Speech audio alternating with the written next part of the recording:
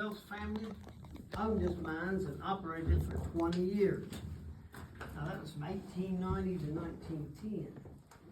When the Phelps family mined this seam of coal, this little seam of coal on the very bottom, it's a soil seam and it runs anywhere from 28 to 34 inches high.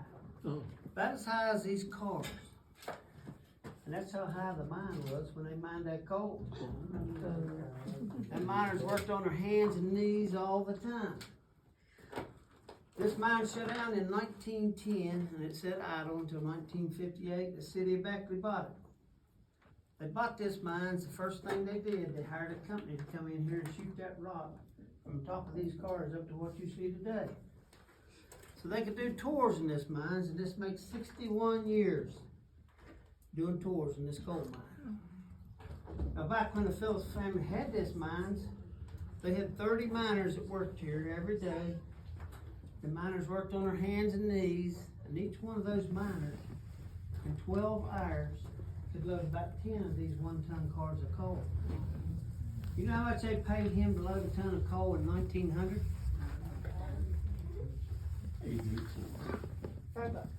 He got paid 20 cents. 20 cents if that was all clean coal. Now if it had any rock in it, like the car on the other side, they'd dock him a few pennies because they couldn't sell rock and they didn't have anywhere to put it. Now the way this worked back in those days, miners had these little round tags. And each miner had a pocket full of them. That's got a number stamped on it. Each miner had a number. So if you loaded this car of coal, originally you took this tag and you hung it on the car. Well, the donkey or a mule would pull it outside, and somebody outside, when it got outside, they'd collect that tag. They'd write that number down, and they'd save that tag and give it back to the miner to use again. And this worked good for a while, went real smooth, until this mine started getting bigger and bigger and started spreading out. This mine goes for over 8 miles. Every now and then you'd have a car of coal sitting here waiting to be took outside. Somebody'd slip over here and change the tag on it. Yeah, now when this car went outside, whoever's tag was on it, that's who got the credit for it. And they steal your coal. Now this got so bad in this mine that finally they had to do something to stop it. And here's what they did. They told the miners to nail their tag to a piece of wood. Now when they brought you an empty car to load, you threw this piece of wood in that empty car. And you covered it up with your car. So now they take these cars outside and dump them. They look for that piece of wood. They know which miner actually loaded that car of coal. That's pretty clever. I've got a few things here I want to show you. This is one of the first lights that the coal miner had to see with. Now this is called a teapot light. I'll tell you a little bit about it. This teapot light dates back to 1900. Here's how it worked. You open this lid, you fill this full of kerosene up to that ring. It's got a wick that goes down the spout. So he would fill it up with kerosene, shut the lid, and he'd light the wick.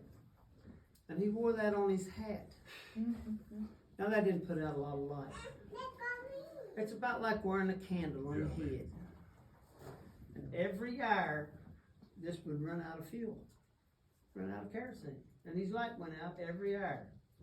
I'm going to show you what that looks like when you're underground and your light goes out.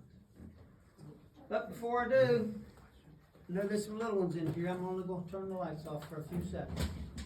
But before I turn them off, I want you to hold your hand up in front of your face. Now when I turn the lights out, I want you to see if you can see your hand right there in front of your face. Here's how dark it is in a coal mine. Now if you got a cell phone, just turn it over so we can't see the light on it. There you go. That's how dark it is in a coal mine.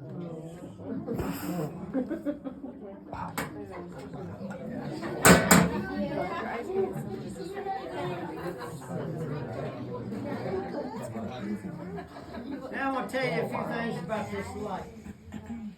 Tell you a few things about this light. Miners would fry bacon for breakfast, or they'd have their wives fix them some bacon for breakfast. And they would save the bacon grease, and they'd bring it to work. And they'd put it in this light and burn it. Now bacon grease will burn in this light. And it did two things. It saved him a few pennies on his kerosene because he had to buy what kerosene he used. And it made the mine smell so much better. Now they also use this light to fireballs with. Now every morning before we open up, one of the tour guides has to fireballs this mine. What that means, they have to walk through it to make sure there's no hazards, there's no methane gas in it. Years ago, that fireballs, he didn't have a methane detector. All he had was this light. He'd take this light and he'd hold it up to the top and he'd walk through the mines. Now if you have methane gas, if you have 1, 2, 3%, this would ignite it. And it'll burn here for about 20 seconds or so, and then directly it just went out. He burnt the gas out. That's how he got the name Fireballs. But if that fireball held this light up here and he had 5% methane, he just blew himself up. So this was a dangerous job, and believe it or not, they used these little lights for about 35 years. Then they came out with this light. I want to show it to you.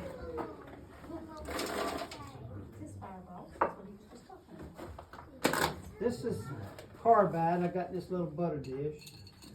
And it looks like gravel. It looks like that gravel there right there on the floor. I'm going to put some carbide in this light.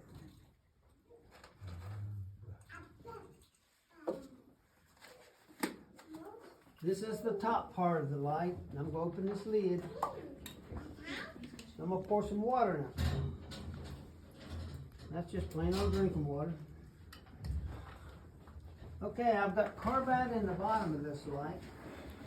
I've got water in the top part of it. Now this, on the top part of this light, there's a little lever right here, and that little lever is called a dripper. So I'm going to push the dripper, see what it does? It drips that water out the bottom. I'm going to drip that water on this carbide, and it's going to start smoking. It creates a gas called acetylene. And I'll show you how to light the light. So here we go. See that smoke coming out there? That's acetylene gas.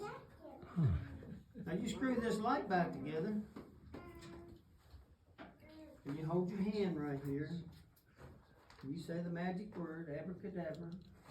And it lights.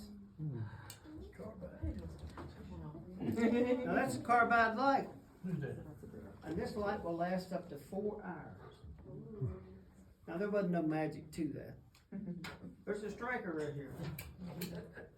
But you got to hold your hand here and let that gas build up a little bit. And then you light it. Now let me turn the lights out again. Show you how much light they had. That's how much light they had to dig that coal with a pick and shovel. Now these carbide lights are pretty cool. I think we got a few of these left out there in the gift shop for sale. We sell these. Yes. Carbide lights. Now you can still buy carbide today, but they won't ship it in the air because it is considered a hazardous material. They'll ship it on the ground, and you'll be a day or two longer getting it, but you can still order carbide today.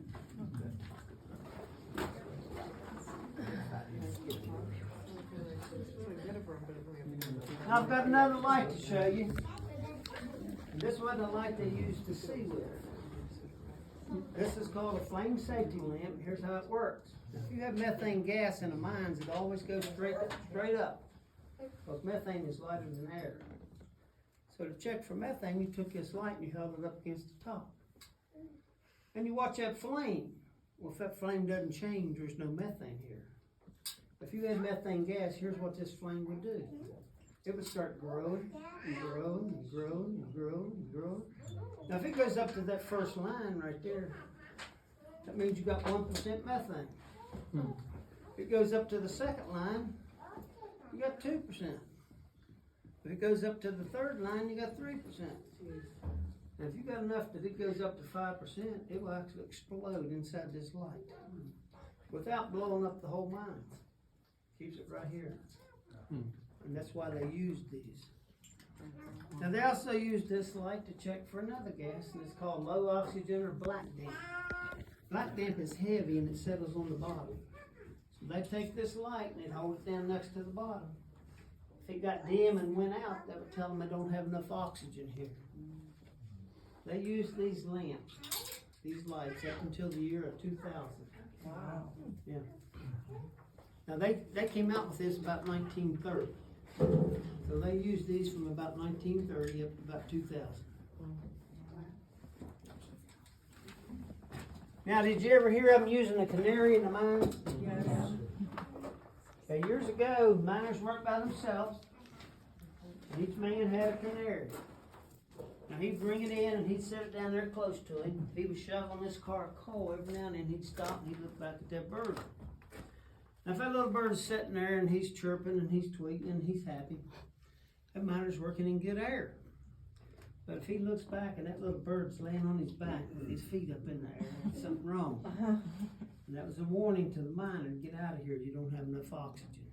And what that little bird would do, he would roll over on his back and he'd go to sleep forever. Oh,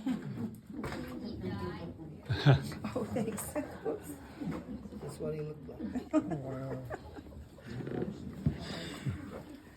Oh, thank you.